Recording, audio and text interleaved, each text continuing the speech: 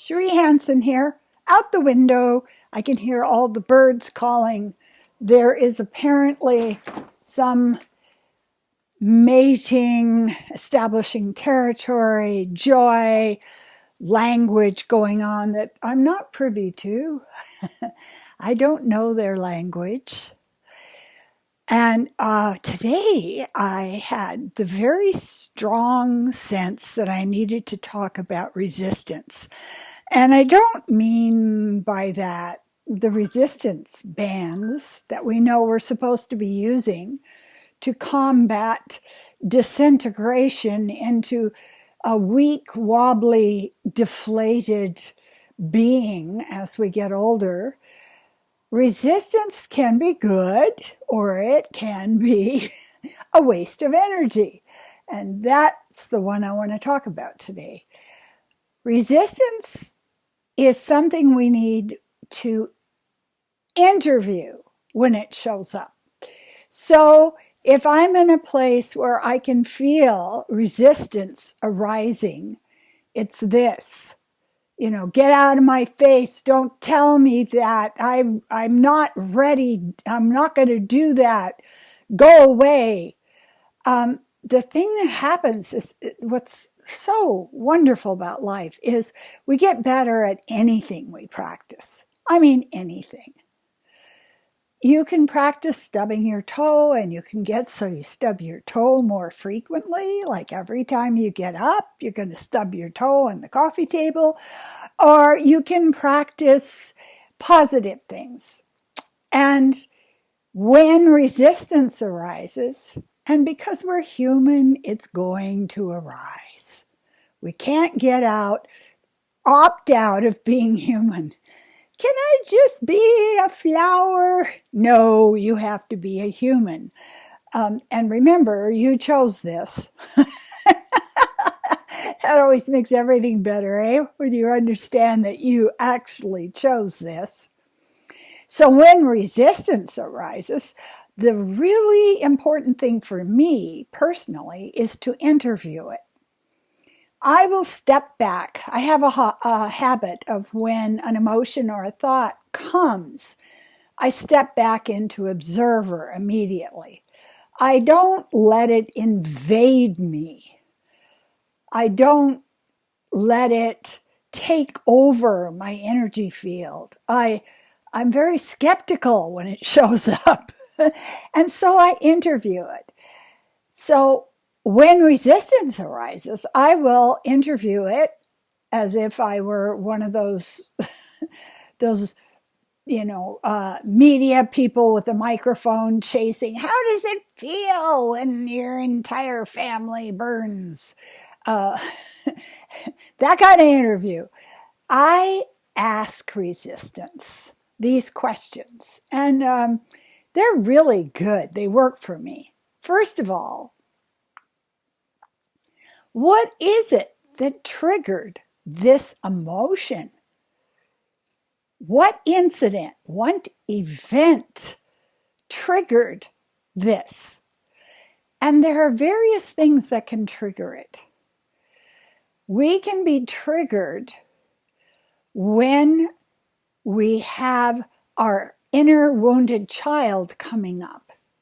So for instance, if I'm in a place where I feel like I am going to be excluded, what happens to me is I get triggered by the entire abandonment, ignoring my emotions, not responding to my needs thing from my childhood. It's very strong.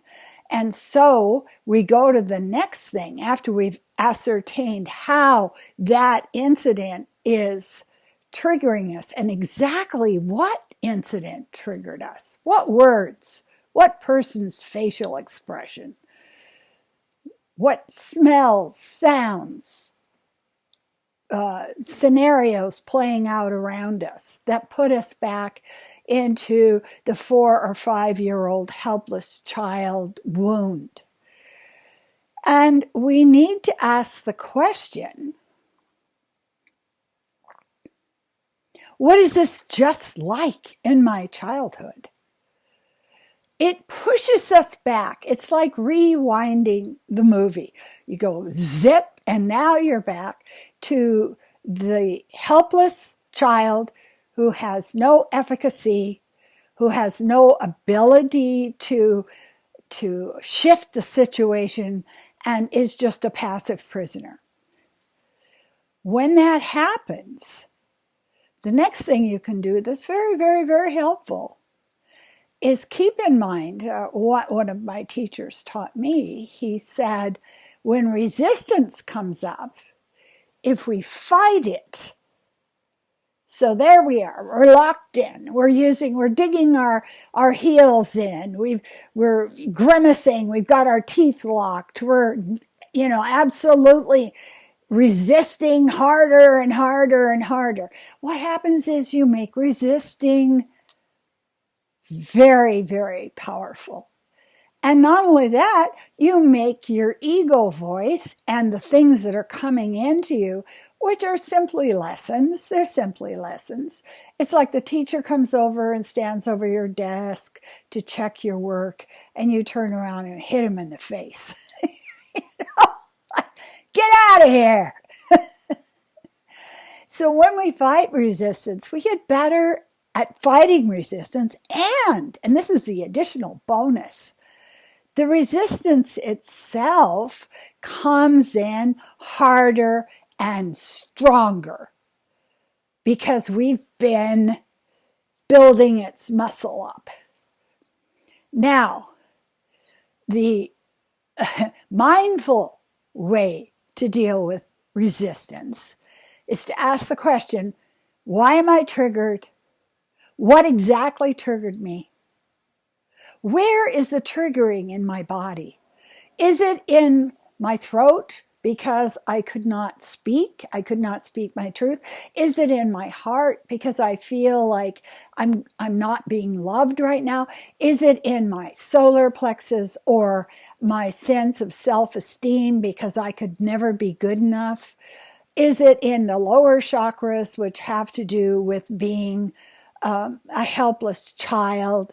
Is it in my creativity, my sexuality, my connection to the earth? We can actually hone in on what's being triggered by our flare of resistance. And it's interesting because it actually gives you something to do besides being pissed off. I say this to the people I'm coaching all the time. If you can just wait to be pissed off or suicidal or despairing, you can always do that later. You don't have to do it in the moment that it arises because it'll always be there for you.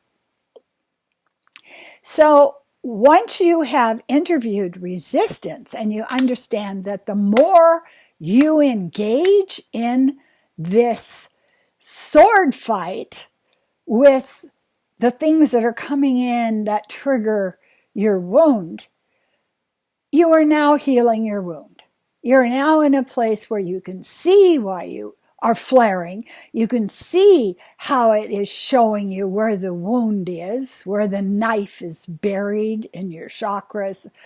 And now you can get to a place where you can soften up. Wisdom is doing things softly. Wisdom is always Zen. And that doesn't mean you lack power.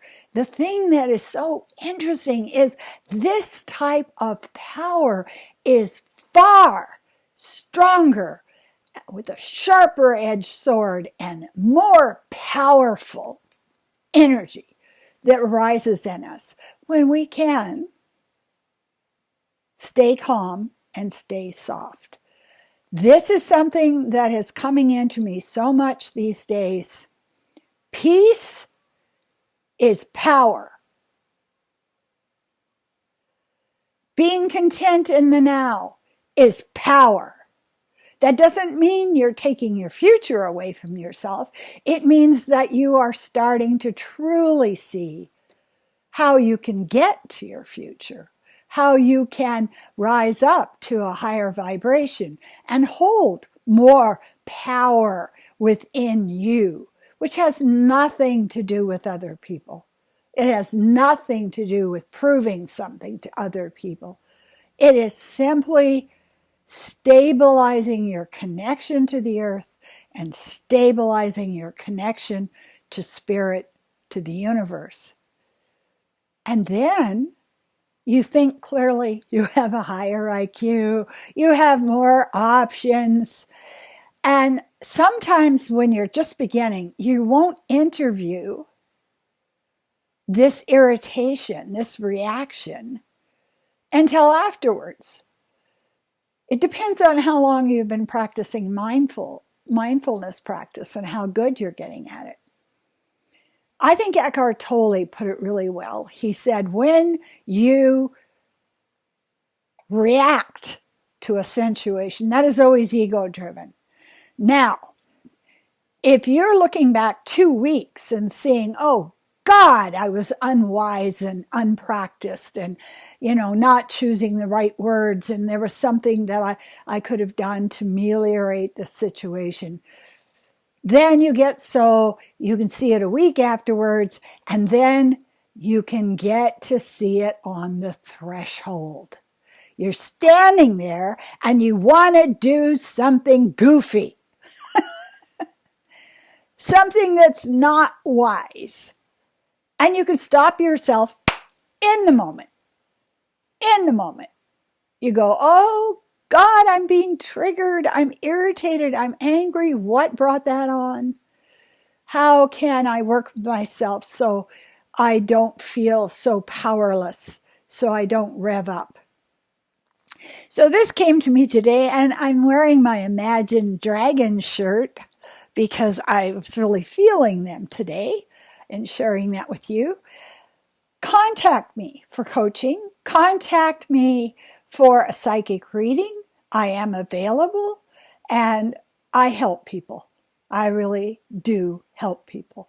We don't need to be a rolling piece of paper caught up by the wind, where we're just swept around, carried, directionless, unfocused, ungrounded. We do not need to live that way. And that's what we need to teach our minds.